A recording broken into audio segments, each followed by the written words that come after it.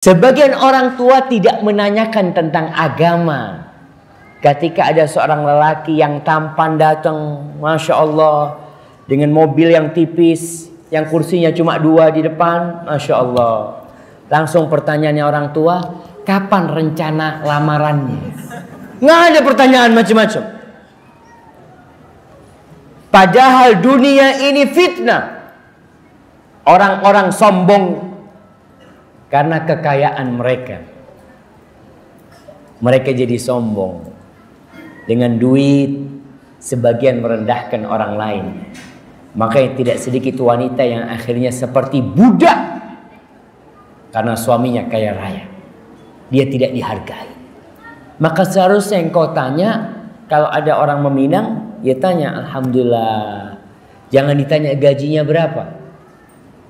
Masalah gaji terakhir nanti. Apa pertanyaan pertama? Jemaah, kira-kira pertanyaan pertama, Masya Allah, udah berapa juz hafalannya? Aduh, juz yang mana? Nah, itu yang seharusnya ditanyakan. Karena perhatian seseorang kepada Al-Quran, ini sebagai bukti kalau dia perhatian kepada agamanya. Kalau orang perhatian sama Quran, insya Allah sholat. Jadi sholat ini insya Allah dia sudah laksanakan. Alhamdulillah saya hafal ya juz 30. Ini sebuah kemuliaan jemaah.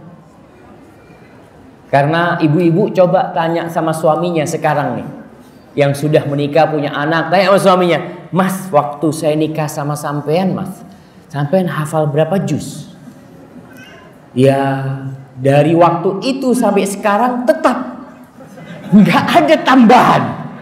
Jadi dari menikah yang hafalannya cuma 5 surat sampai sekarang tetap 5 surat. Banyak seperti itu. Maka berarti wanita, gimana suamimu akan membawamu ke surga? Sedangkan salah satu buku panduan masuk surga tidak dibaca. Buku panduan masuk surga apa? Al-Quranul Karim. Maka dinahu, agamanya ini salah satunya kita tanyakan masalah bagaimana dia dengan Al-Quranul Karim.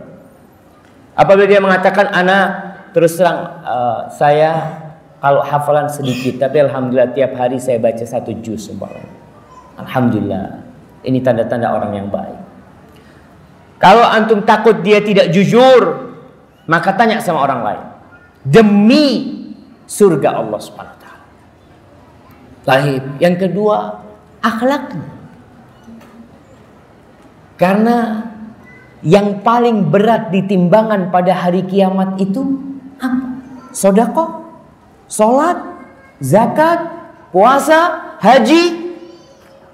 Kata Nabi sallallahu alaihi wasallam, "Athqalu ma fil mizan husnul khuluq." Yang paling berat di timbangan pada hari kiamat itu adalah akhlak yang mulia. Setelah agama hablum minallahnya baik, nih akhlak yang mulia. Jangan sampai ada orang-orang yang hablum minallahnya baik pada hari kiamat bangkrut gara-gara akhlaknya buruk. Ketika ditimbang sholatnya macam-macam dengan akhlak buruknya jumplang gara-gara akhlak buruk. Tuh para wanita ingat dengan hadis Nabi sallallahu alaihi wasallam tentang seorang wanita yang taqumul lail, sholat malam, puasa sunnah, sedekah, tapi kalau ngomong pedes, suka nyakitin tetangganya. Kata Nabi alaihi salatu wassalam, hiya finnar, ini perempuan di neraka tempatnya. Maka masalah akhlak jangan diremehkan. Maka para wanita tatkala hendak menikah, perhatikan apa yang disabdakan oleh Nabi alaihi salatu wassalam, masalah agama dan masalah akhlak. Wa illa Nabi alaihi salatu wassalam menjelaskan bahwasanya hidup ini pilihan. Dan kalian pun bebas memilih pasangan hidup kalian. Tapi kalau kalian nggak mau, kata Nabi alaihi salatu wassalam, takun fitnatun fil ardi wa fasadun arid. Akan terjadi fitnah di muka bumi ini. Akan terjadi kekacauan di muka bumi dan akan terjadi kerusakan yang besar sekali. Gara-gara tadi engkau tidak memperhatikan masalah akhlak dan agama. Dan itu pilihan. Para sahabat akhirnya mengatakan, ya Rasulullah, in kana fi. Ya Rasulullah, gimana kalau orang ini tadi secara akhlak Masya Allah mulia, secara agama jangan ditanya, cuma sayangnya ya agak hitam sedikit dia. Mungkin. Atau miskin. Dia sih bagus semuanya, cuma penghasilannya kayaknya tidak cukup untuk menghidupi anak-anak. Allahu Akbar. Allah berpesan, iyakunu fuqara yunihumullah min fadli. Kalau mereka orang yang fakir, mereka orang yang tidak mampu, Allah yang akan mencukupi mereka. Allah, bukan mertuanya, bukan presiden, bukan gubernur, tapi Allah yang akan mencukupinya. Di sini jemaah, Allah Jalla Jalaluh bisa menjadikan tuh menantu yang kaya dalam sehari jatuh miskin. Dan Allah bisa menjadikan menantu yang miskin, tapi karena dia akhlaknya mulia dan agamanya baik, Allah beri kecukupan dia. Siapa yang memberi kecukupan? Rabbul Alamin. Maka para sahabat ketika mengatakan in kana fi, gimana kalau dia secara itu udah baik tapi yang lainnya kurang? Nabi mengatakan, idza ja'akum man tardawna dinahu wa khuluquhu fa'ankihu. Idza ja'akum man tardawna dinahu wa khuluquhu fa'ankihu. Idza ja'akum man tardawna dinahu wa khuluquhu fa'ankihu. 3 kali beliau mengatakan, nikahkan, kawinkan tuh orang. Kawinkan tuh orang. Asalkan sudah cocok sama anaknya. Karena anak perempuan gak boleh dipaksa juga. Anak perempuan ini ya dikasih pilihan juga dia. Nah, kayak gini nih nak. Banyak wanita sekarang ya kesian ya dengan hubungan bebas sekarang. Dengan adanya medsos, sehingga wanita-wanita itu kebayang suami yang baik itu suami yang perlente, insyaallah, yang rambutnya klimis, yang jamnya ya kalau dibuka sedikit orang langsung tahu harganya. Oh, nah. Kadang-kala seperti itu. Dia lihat sahib-sahibnya, Allah jamaah, banyak wanita-wanita yang hidup merana gara-gara salah milih pasangan hidup. Dan ini juga bermasalah dengan orang tua. Kadang-kala orang tuanya nggak paham agama. Ketika dilihat yang meminang, aduh jenggoten, kata dia, itu orang tua sudah. Aduh nak, kau salah milih calon nak. Ini aliran apa ini? Ini aliran Sungai Brantas. Emangnya aliran sungai gitu. Nah, itu kadangkala si perempuan sudah cocok, sudah nerima, tapi masalahnya di siapa? Di keluarga, di orang tua. Baik. Tadi kita bicara sebelum pernikahan. Kalau ingin dibawa suaminya ke surga, dari sebelum menikah sudah diperhatikan.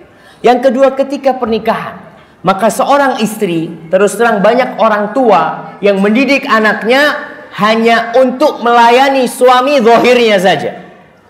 Masa si anak dimasukkan SMK, sekolah menengah kejuruan urusan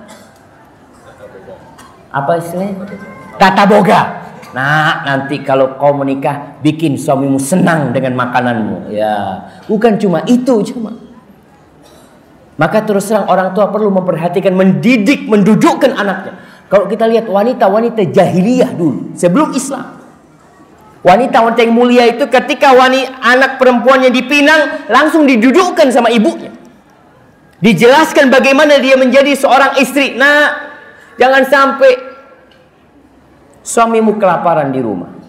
Jangan sampai suamimu mencium aroma yang tidak baik. Jangan sampai semua melihat engkau dalam kondisi yang buruk. Jangan sampai dikasih nasihat semuanya. Sampai katakan, nak, jadilah engkau budak untuk dia. Ini ibu ngajarin anaknya. Jadilah engkau budak untuk suamimu. Suamimu akan jadi budak buat engkau. Dan dia akan menjadikan engkau jadi ratu buat dia. Ini di masa jahiliyah. Orang tua perlu menanamkan hal itu. Karena banyak wanita-wanita yang tidak siap. Seakan-akan dia itu enak banget, anak seakan-akan diperbudak. Suaminya ngomong, istriku minta air, ambil sendiri. Karena dia merasa enak banget, anak sebelum menikah bebas, anak disuruh-suruh sekarang. Akhirnya banyak terjadi perceraian. Karena si perempuan gak siap dengan ikatan pernikahan. Maka harus belajar apa hak-hak suami, apa kewajiban-kewajiban dia sebagai seorang istri. Anda tidak akan berbicara dengan bapak-bapak, Anda bicara sama ibu-ibu. Khususnya ibu-ibu, tolong didudukkan anak. Dan ajarkan kepada anaknya sabar, nak. Wanita kadang berpikir pernikahan itu semuanya manis. Iya, awalnya doang. Setelah itu akan banyak tanggung jawab. Akan ada gesekan antara suami istri. Kuncinya apa? Sabar. Sabar, nak. Ibumu dulu sama bapakmu juga sering ribut. Tapi ibu selalu ngalah. Tapi ada ibu-ibu yang mengatakan kepada anak, nak, kau jangan mau diatur sama suamimu. Jangan mau. Kau itu harus jadi seperti ibu. Tuh, bapakmu sama ibu dipanggil nurut. Masya Allah. Jadi rusak rumah tangga ini, jemaah. Maka ini kalau ingin dibawa, tolong diajarin anak-anaknya itu tentang pelajaran menjadi seorang istri. Bagaimana di dalam Islam istri yang baik, istri yang mulia, dan saling mengingatkan. Tidak ada yang sempurna. Suami-suami itu banyak kekurangan. Dan istri juga memiliki kekurangan. Tatkala melihat kekurangan itu, jangan ditebarkan keluar rumah. Cukup engkau yang tahu. Kalau engkau mau cari solusi, datang ke orang yang alim. Dan ini jemaah, para wanita ya, kalau punya masalah sama suaminya, jangan curhat sama ibunya, tapi curhat sama mertuanya. Ibu-ibu dengar? Ibu-ibu? Nah, curhat sama mertuanya. Kenapa? Karena kalau dia curhat sama ibunya, ibunya ini sangat pengasih sama dia. Akhirnya sang ibu akan, udahlah kalau suamimu memang kayak gitu, nggak bisa dikasih tahu, udahlah kau minta cerai. Tapi kalau sama mertuanya, insya Allah mertua ngasih tahu anaknya enak. Karena anaknya sendiri yang dikasih tahu. Oleh karena itu kuncinya jaga hubungan baik dengan mertua. Ustadz, mertua anak cerewet, tetap jaga, hormatin, dia adalah ibu suamimu. Ustadz, mertua anak ini selalu seudon sama anak, tetap jaga hubungan baik. Lama kelamaan yang namanya baja, kalau dipanasin leleh juga. Ada orang yang punya ibu mertua seperti baja, alhamdulillah, bersyukur sama Allah. Bagaimana cara melunakkannya? Dipanasin terus. Lama kelamaan itu mertua akan cinta sama menantunya. Tapi kalau si menantu ini sudah mulai Allahu Akbar, anak nggak salah disalahin, ibumu tuh nggak bener, ibumu tuh dolim, habis sudah. Tapi tolong dijaga. Jangan cerita kezaliman mertua kepada suami. Jangan. Diterima. Tapi engkau sendiri yang memperbaiki. Karena suami mau tidak mau akan belain siapa? Belain ibunya. Dia mungkin akan mengatakan kepada istriku, kau sabar. Sampai kapan sabar, Bang? Aku sudah gak kuat nih. Tetap kau sabar. Insya Allah baja itu ingat, dibakar terus, bakar terus. Dibakar dengan apa? Dengan amal kebajikan, dengan kelembutan, dengan mohon sama Allah, dengan doa. Lama-lama mertua akan jadi baik. Karena kunci surga suami adalah bapak ibunya. Dan kunci surga seorang istri adalah suaminya. Hadza wallahu a'lam.